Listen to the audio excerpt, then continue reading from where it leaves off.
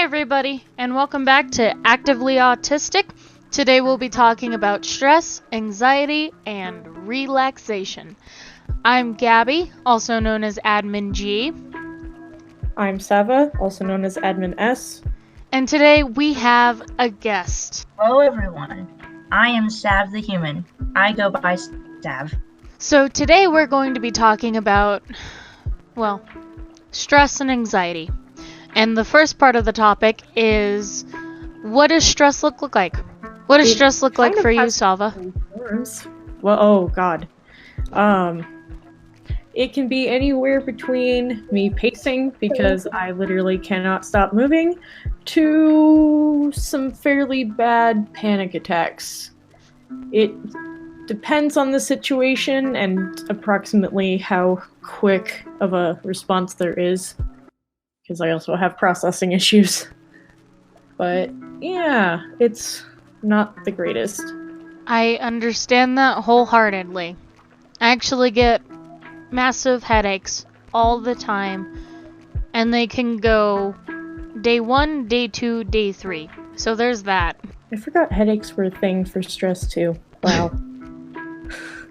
Really anything can be related to stress. Like really any pain can be related to stress. Like I would go to the doctor and say, excuse me, my arm seems to be broken. And the doctor will go, oh yeah, that's stress. Okay, but mood. I popped my entire collarbone out without noticing. And they're like, you're probably holding all of your stress in your shoulders. And I'm like, whoops. That explains that. Oh, Sava. And that kind of touches next on what I was also thinking, is what stress can do to your body. I think my experiences with inflammation in my back also has a lot to do with stress, because it normally happens around midterms and finals.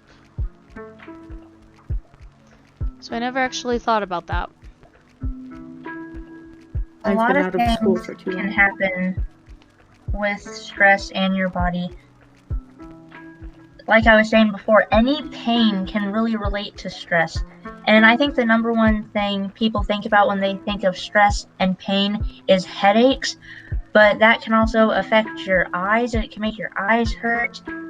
Even like your ability to use your muscles can be affected by stress, which I've never thought about, but that actually is something that happens to me, is my muscles get affected by stress, and when I'm stressed, and sensory overloads as well.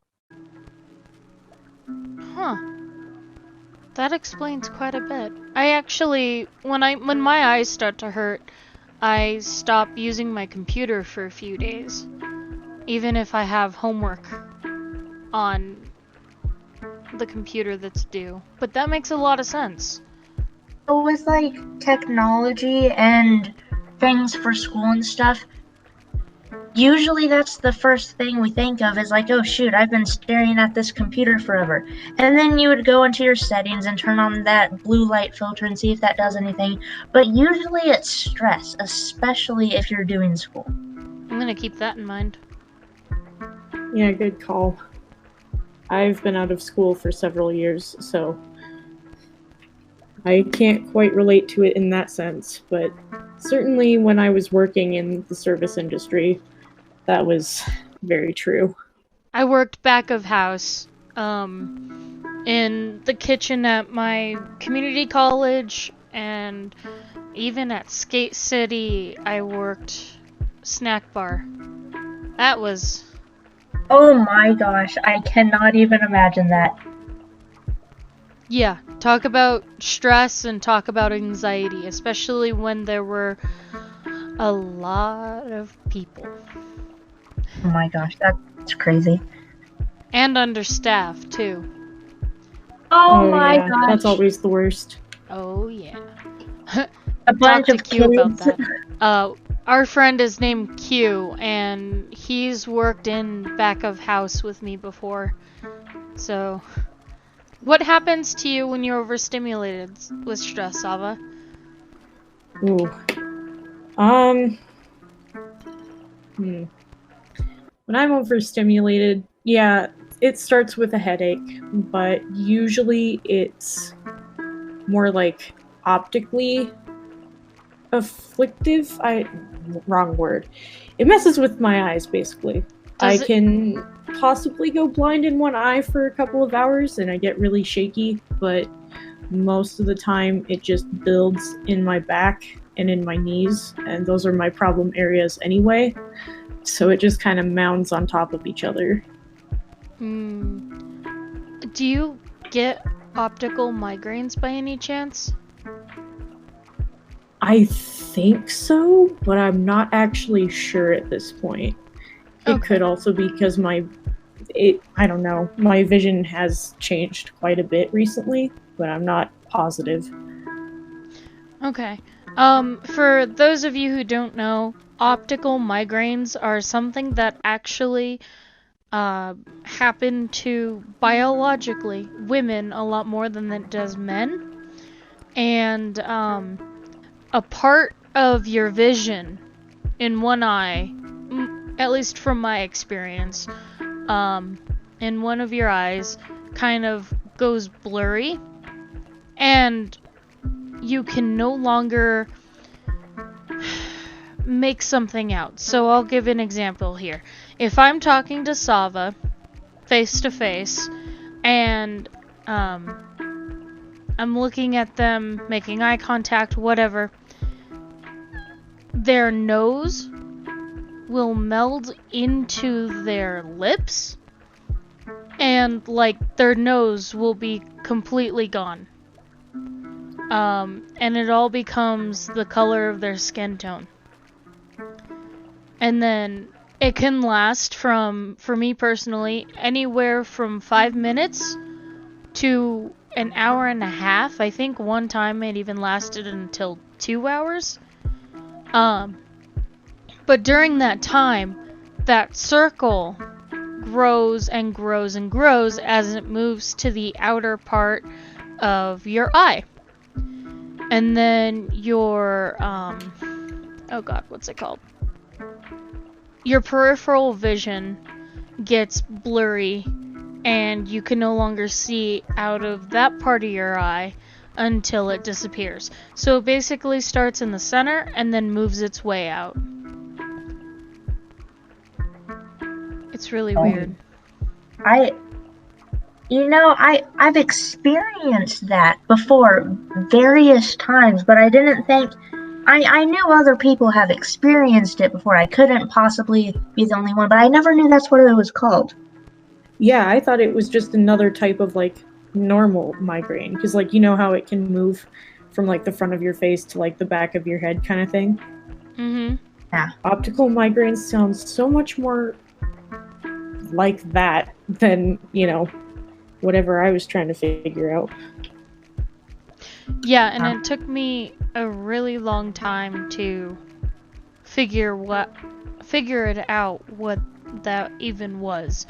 But a couple of years ago, I went to an eye doctor for the first time, like an actual eye doctor, and I asked her about it, and they're completely harmless. But they're also accompanied, well, they can be accompanied by a migraine in your head, which is, I think, kind of why it's called an optical migraine, but I'm not 100% sure about that. It was never clear. That's really interesting, because when I get stressed out, mostly from sensory overload, that's basically one of the reasons why I get stressed, or at least the number one reason. I'll be looking at something, like, for example, something that has multiple colors, and then they'll all start to, like, I can kind of recognize what it is, but then it starts blending together, and then I'm like, oh, well, that's happening now. So I've never, wow, that's really interesting. I'm learning something new every day. Wow. Yeah, no kidding. It was a fun thing to figure out. I can tell you that now. Hey, at least there's a name for it, right? Yes. Yeah, I know. Yes, and if you are any extra worried, definitely talk to your doctor and your eye doctor about it, because they might have more information than what I've been able to find online. In doubt, talk to a doctor. Pretty much. True. Now, I want to talk about anxiety. What's the difference between stress and anxiety? Oof. Are we talking like on a chemical level or like on a processing level?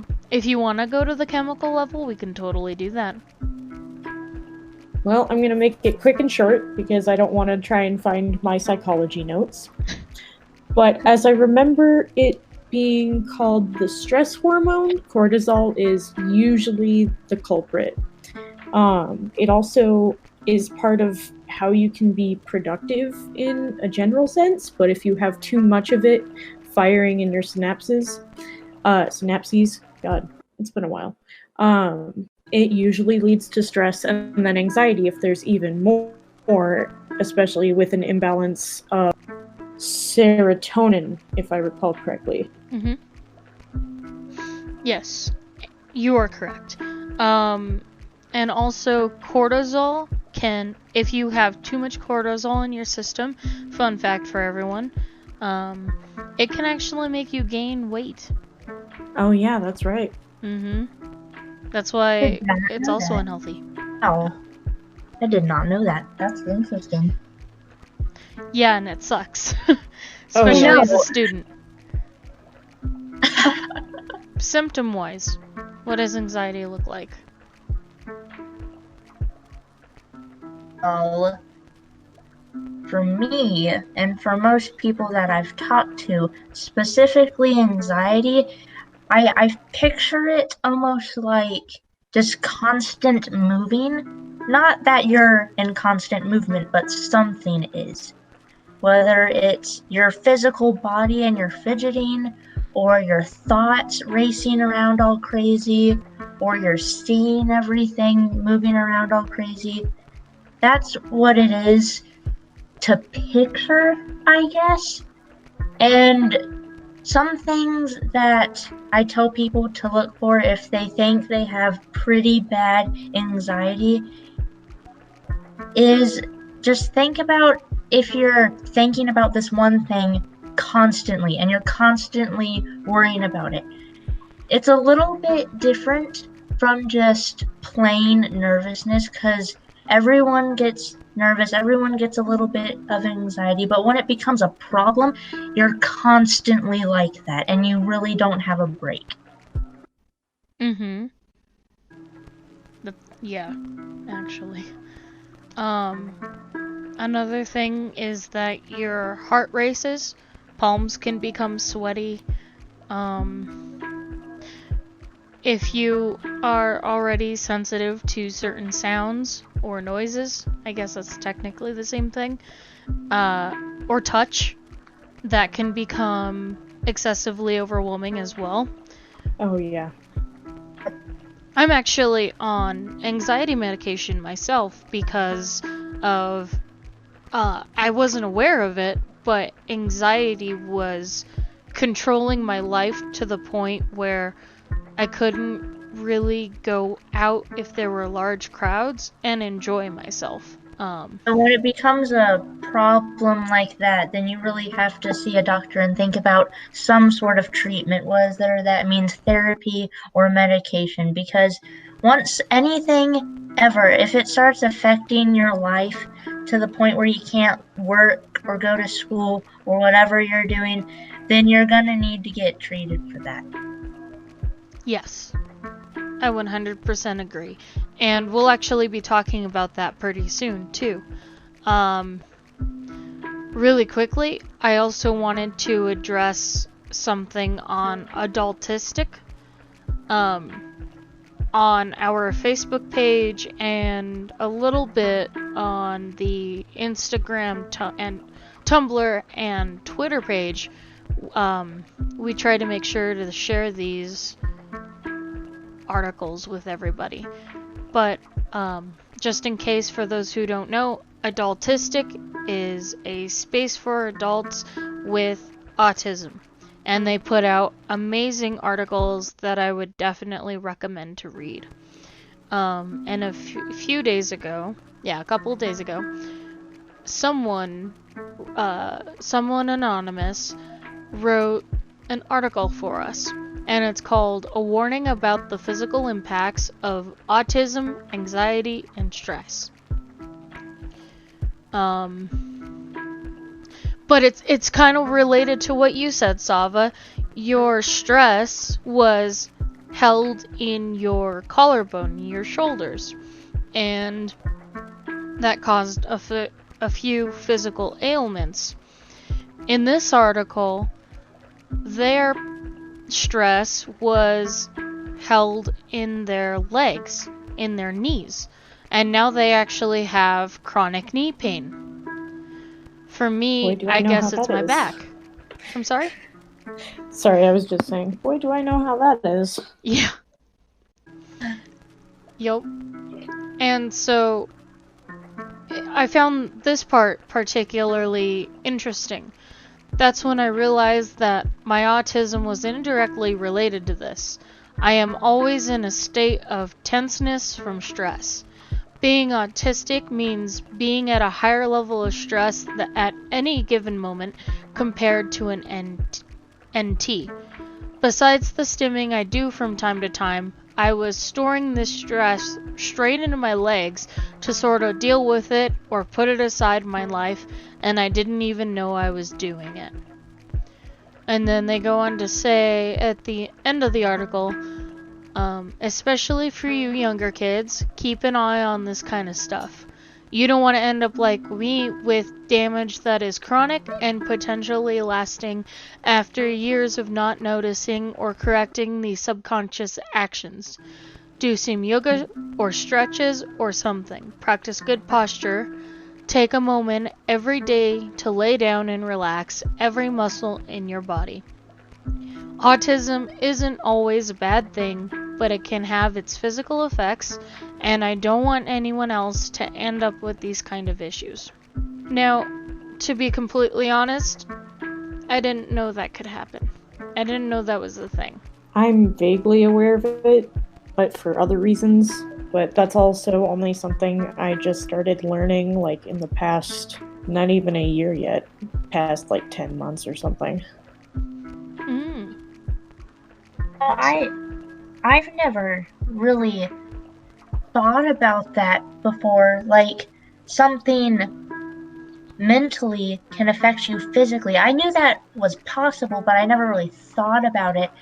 And now, thinking about it right now, it can lead to things that last your entire life, which is scary.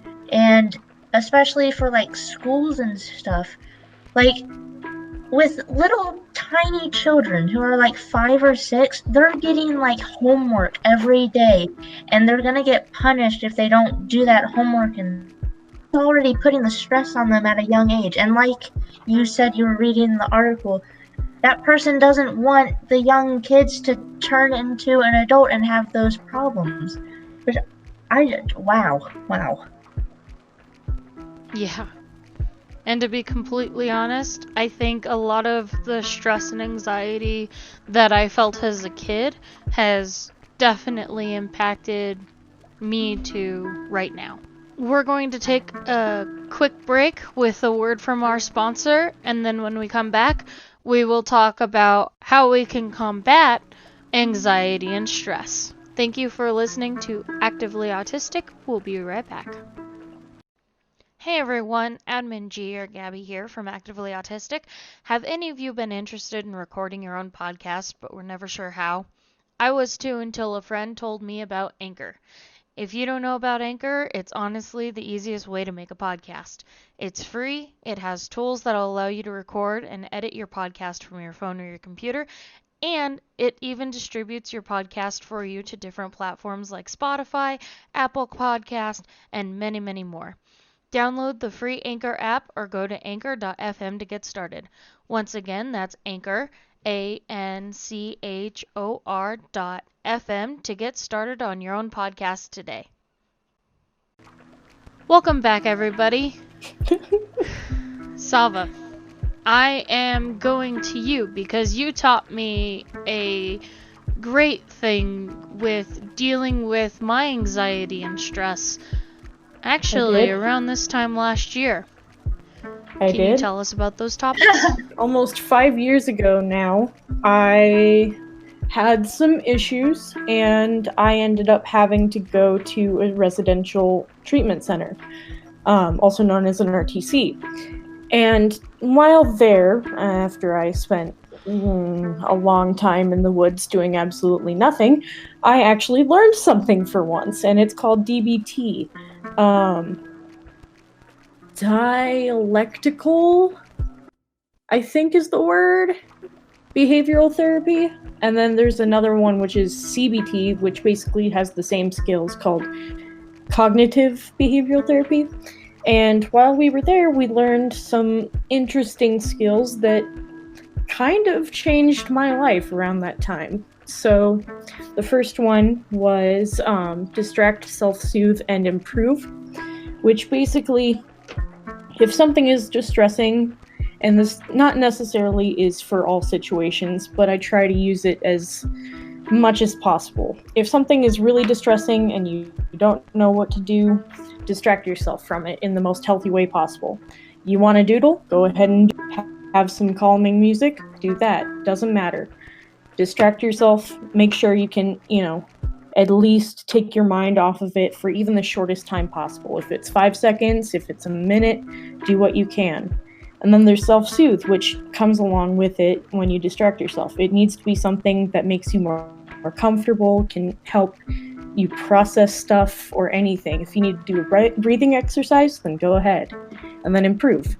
Once you're to a point where you're calmer and you have probably reframed your mindset, then you're able to improve the situation, whether it's by communicating, whether it's by removing yourself from a stressful situation that you can be away from, or anything. That'll improve your situation and it will reduce your and then there's wise mind, which ties into this. Wise mind is basically a difference, or it's like the happy medium of your emotional mind and your logical mind. Because your logical mind, for example, I can understand that this thing isn't as stressful as it seems. However, my emotional side of me is saying that this is something I need to freak out about.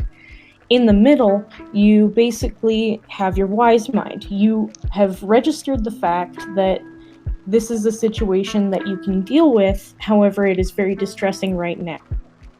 So you need to basically go, okay, I'm stressed and I acknowledge that I am stressed, but there are ways for me to take care of this. And once you're in a better mindset, you can again use the improve part of distract, self-soothe, improve. Am I making sense right now? Yes, you're fine. Okay. Thank God. I haven't talked about this in a really long time. So this is the easiest, but also the hardest skill I learned. It's called radical acceptance for. You straight up go, yep, this is happening. And that's basically it. Sure, you are allowed to be freaking out. You are allowed to be, confused or distressed, but you need to know that this is a thing that is happening, but you also need to accept that there are steps you can take to improve it, which again ties into the other skills that I have said previously. But the main thing is, yep, this is happening. In the most casual way possible. So that's where I learned the most interesting but most helpful skills of all of the DBT skills, because I think there were like 30. So I don't want to list all 30 of them right now. That would take too much time. I'm kind of glad you didn't last all 30 with me. List, not last. Oh, believe me, I wouldn't have wanted to in the first place. It takes so long to explain certain ones. Fair enough. The thing that I would like to talk about would be mindfulness. Back in my first year of college, 2015, Wow, I feel old, and I'm not even that old. Anyway, I was taking a psychology course. Was it 2015? I mean, I graduated a year after you, so Well, yeah, but I'm also wondering when I took that psychology course. Maybe it was 2016. did I Anyway, that know doesn't you matter. back then? I have a teacher, and her name is Tracy Carrion. And, she was, not to toot her horn, or my horn, I guess, I don't know. She was just an amazing teacher. For me personally, she was really nice. She made class fun, and everything to learn was fun. And the main thing that she taught us was mindfulness. Now, you can find her on YouTube, and I also posted her thing to Instagram and Facebook as well. But on YouTube, you just Google Tracy Carrion, Carreon, and her album is A Moment's Peace. And she kind of goes through the mindfulness that she taught us in class. I'm not going to play it due to copyright reasons, most likely, but I would definitely suggest you go and listen. So mindfulness is just kind of what it sounds like. Mindfulness is learning how to be mindful of yourself and be mindful of your surroundings. And you can do it anytime. You don't have to do it specifically when you're going through stress or anxiety. It's just kind of something when you kind of maybe even realize when you're tense, you're like, okay, I'm gonna breathe, I'm okay. And there was this one trick that Tracy taught us, and after you close your eyes, take into account how your head is feeling, how your shoulders are feeling, down to your fingertips and your toes, and you focus on your breathing. You gotta clear your mind. As soon as a thought pops in, you acknowledge it, and then you kind of like push it out the door. And you just focus on your breath in and your breath out. And what I remembered most was taking in a breath of, I think, 5 or 6, and letting it out for 7 or 8. You count up to 5 or 6, count up to 5 or 8, and you hold in between for like, I think it was 5 seconds. But there was this door, and it's right where your sternum is, your surplexes. It is called the surplex, right? Solar plexus. Solar plex. Thank you. But it's right where your solar plexus are. And it can be any door that you want it to be. It's your door. No one has to know what your door looks like. And you open that door and you go inside this room. And this room can look whatever you want it to look like. Probably even smell and sound whatever you want it to be. And you just go in your little room. You shut the door if you want to. You take a seat. And you just kind of look around your surroundings and like just kind of keep focusing on your breathing as you're in this little place. And then you talk to yourself. You say, you know, have any ideas, Sava? I'm blanking here. Well, if I recall back to the RTC, excuse my stupid stylus falling over. If I remember back to when we did mindfulness and meditation and stuff, you go into the room and you don't necessarily have to say it out loud, but like if something comes along, be like, I feel this, or acknowledge what you're thinking about and just let it gently flow on. How I was told, when something comes to your mind and it's at the front of your mind, it's as if it's like a paper boat in like a gentle stream, and you look at it, you acknowledge its presence, and it just kind of passes you by. Gentle, not gale storm or something like that. Gentle. And that's the same with acknowledging certain tensions in your body. So you're like, oh, my shoulders are tense. You acknowledge that and you let it go.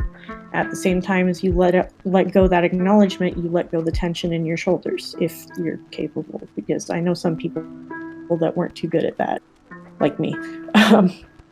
Stuff like that. Yeah. I recommend Tracy because I absolutely love Tracy. I'll go check her out. That sounds great. Yeah. Tracy says it. It's in her videos all the time. And I absolutely love it. But basically what you do is you talk to yourself in your mind. And fun fact, not everybody hears their voices in their heads. Yep. It really messed with me when I found that out. People actually have to strain to hear something in their head. Ow. And some people just straight can't. It's weird. It's really weird. That's kind of cool. For me, I talk more in my head than I do out loud. But I can't imagine not having a voice in your head. Wow.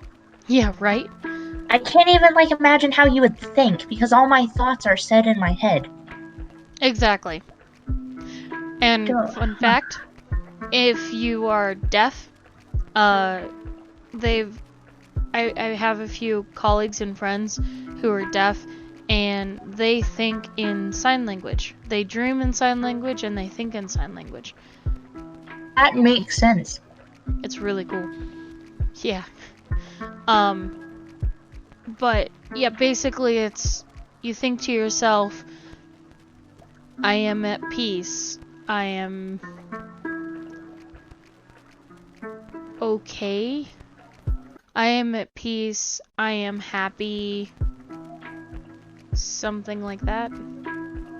That's what I remember most, was the I am at peace part.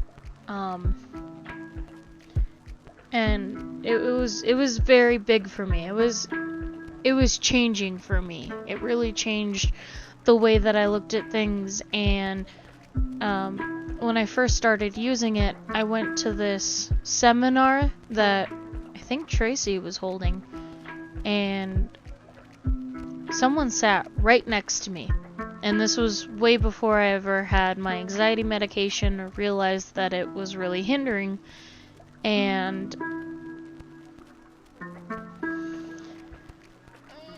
I went to that place. I went into my room and I relaxed myself and I calmed myself down. It's just amazing. And keep in mind that you guys do not have to share your room with anyone. It's your room. It looks the way you want it to look, and nobody else has entrance except for you. Oh, and your door is always unlocked. Your door never locks because it's always there for you. Very reassuring.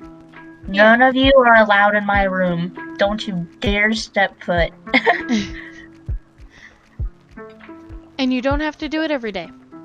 Keep that in mind too. A lot of things you have to kind of do every day, but after you've done it a couple of times, especially when you really need it, it's kind of always there for you, and it's really nice. Just think after you do it a while, you can almost do it automatically and not really think about it? Or is it something that you have to think about? In a sense, both.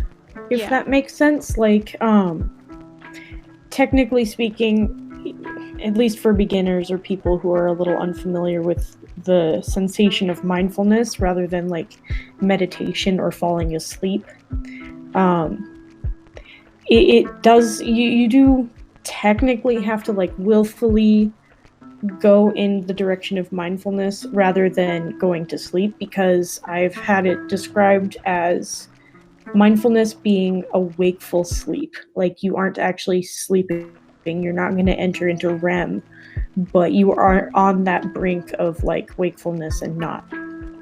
So it's making sure you're walking that line, but everything else can come naturally if you, one, practice, because sometimes it's really hard to shut out those thoughts, and two, if you really need it, it will always be there. So it can come willingly, and it sometimes doesn't have to. It can be a natural thing. Thank you, Sava. That was great. That would really help a lot of people if they don't already know how to do that. Because I can just imagine how peaceful that would feel and how easy that would calm you down. As I was even, like, kind of explaining to you the process of getting to your room, I went directly into mine, and I got so relaxed. I cannot even begin to tell you how amazing that felt. I haven't been in that room in a while. So it's a good reminder. I needed that reminder. Have you guys ever done glitter jars? Or do you know what they are? I know what they are. Absolutely. I really want to do like stem slime and glitter jars so bad, but I've never had the means to do so. I will forward you a jar with some glitter. Yes. I bought Please. some for work, so that way we can do it at a Friday staff meeting and just create our own glitter jars. That sounds awesome. Sorry. Go ahead, Sav. I was just saying that sounds awesome to get everybody involved in doing that. Yeah. For sure. It's I do also have... Sorry, I'm sorry. No, I'm sorry. Go ahead. I'm the one who's talking all the time. I just want to say, like, I know this one blog on Tumblr who isn't necessarily active anymore, but they have a wonderful recipe for stem slime. Mm. And I think they also have an allergen-free version of it, because I guess it requires, like, detergent or some shit. I don't know. But I can also put that in our resources tag, if need be. I would love that. Yes, please. I think we should also do a video, too. We can record it and just our hands. We don't have to put our faces or anything.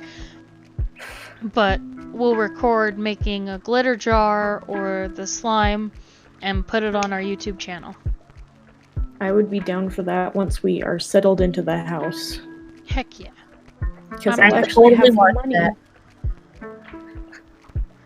Oh man, I've seen some amazing recipes for the stem slime. Like galaxy-esque ones. Oh, That sounds awesome. my life is galaxy. And I also want to point out for our listeners too, is that glitter jars, for those of you who don't know what they are, Glitter in a jar. kind of, Yeah, but there's literally. also water and glue. Clear glue. True. Glue? Okay. Yes. Yeah. And it helps with the, well, basically, a lot of counselors are using this, and a lot of parents, as far as I know, are using them, where you make them with your child, and then whenever your child gets upset, you shake the jar, and they focus on the glitter falling. And you teach them to realize that your emotions are like that glitter. No matter how much you want that glitter to get down to the bottom of the jar, it's gonna fall at its own pace. And that's what your emotions do as you're trying to calm down. And so I personally, that's why I'm going to have my coworkers do it with me, is because I personally feel like, you know, it's not just for kids. It's for adults too, because as adults, especially depending on when you were raised and how you were raised, you might not think that way. And the glitter jar really just kind of helps you breathe and focus on that glitter rather than your emotions, but also being aware of your emotions, if that makes sense. It's literally all visual stim. I've made some glitter type jar things, but not in jars. I made it in like little glass vials. And so it's a tube with the glitter and the water and the glue and all the things, but it's smaller so you can carry it around with you easier. That's actually really smart. Just to put that out there, you don't have to use jars. You can use whatever you want, especially if you, like, even, I just thought about this, you can turn that into a necklace. The vial version. You can turn that into a necklace and wear that. You're a genius. I know, right? We've got some work cut out for us, Sava. Look, man, let me just move into my house first. Oh, make a bunch of things and then sell them. You'll get so much money. I need to get out of here first, otherwise I'll never have money, believe me. Get your money. Get your house. Get the things. 1 week left, guys. But I am so excited. Yeah, as soon as we're settled into the house and I can actually figure out when the kitchen is free, because everybody there has weird schedules like we do, like my fiance and I am totally making all of this like glittery stuff. Be careful not to spill it, because then you're gonna have glitter everywhere for about 3 years. Oh, I have a cat that'll take it up. It's fine. She's like static charged 100% of her existence. You're gonna wake up one morning and can't find your cat, and then you're gonna find her and be like, oh my gosh, you've turned into a ball of glitter. Oh, she became a unicorn? It's what I always wanted! This is even better! She's outside complaining because I'm talking about her. The cat knows. Of course she knows. You've heard her sass me through the door, Gabby. I have.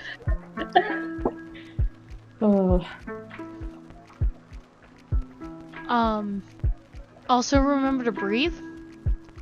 Yeah, that's a thing. Yeah. There's, like... Well, not that kind of breathing, but yes, that kind of breathing. There's not always time to do a mindful break, so just make sure you guys remember to breathe and count your breaths in and out and just kind of collect yourself a little bit. There used to be this particular image that was circulating around Tumblr for a really long time. Eventually you'll probably see it again. I saw it like last year. And if I can find the source, I will totally put that in our description for this podcast later on. But this particular GIF, which I will attach in our blog later on, if you follow the paintbrush rather than the paint stroke with just your eyes but nothing else, it actually has a calming effect and will help you breathe more evenly. I wish I remembered what this like technique was called, but it saved my life when I was younger. Hey, what? Okay, that's awesome for one, and I think I might know what it's called. Oh, if you know, please tell me. Oh, wise Sav. I don't know if I'm right, but the first thing that came to my mind is I think it's called EMDR therapy, maybe? Maybe. Because I think that might be it. Because when I was younger and first started going to therapy, the therapist would have a tablet, and then there would be a ball, and I could choose the color of the ball, and then it would go in a figure 8, and it would make like trails behind the ball, and she told me to only focus on the ball and not the trail.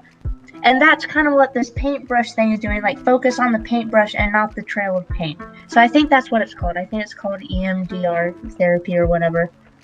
And it works. It works. And for Eye those who movement don't know what... desensitization? Sorry. No.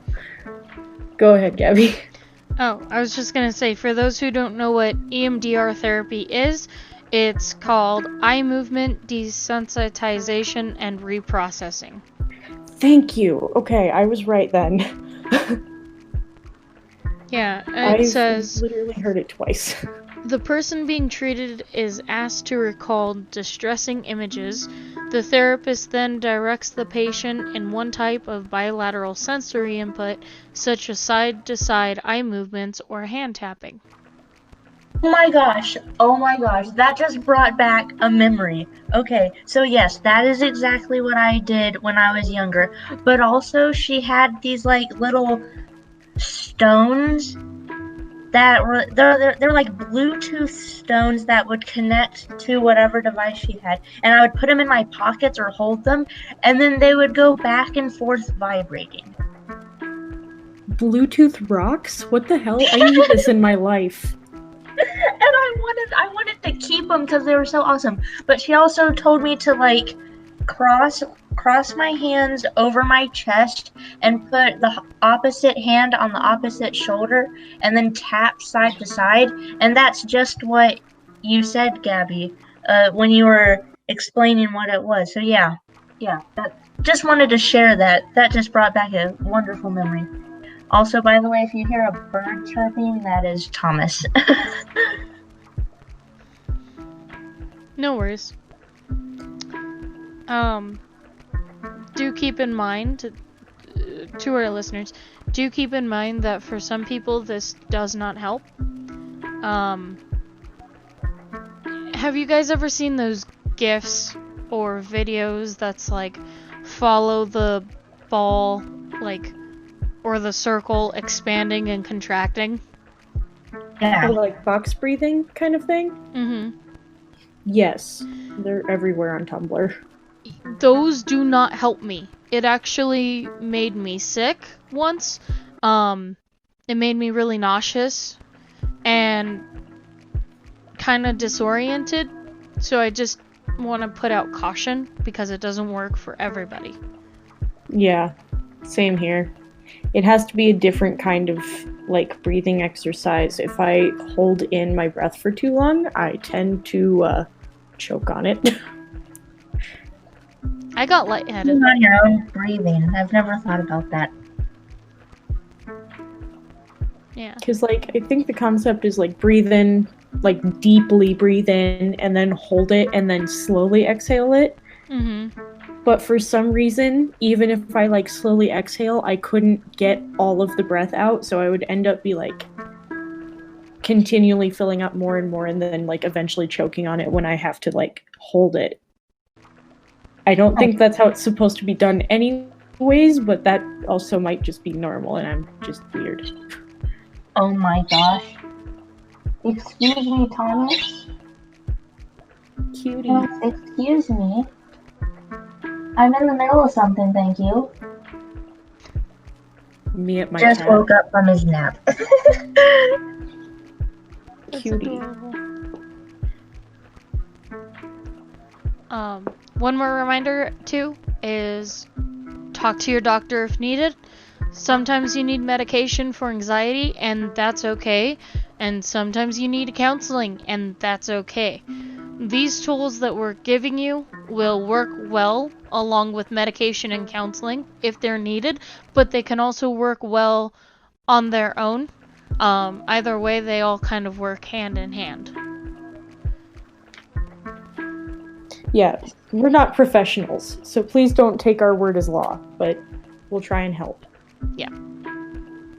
So we've all been through at least something, I'm sure. Yep, just a bit. So, Thank you guys for tuning into Actively Autistic. This is episode 2, Stress, Anxiety, and Relaxation. Once again, for a reminder, since it was a bit ago, the name on YouTube is Tracy Carrion, Carreon. Is that what I said? Yeah. So, thank you everybody, and have a good rest of your day or night whenever you're listening to this. Thanks, guys. Bye. Bye.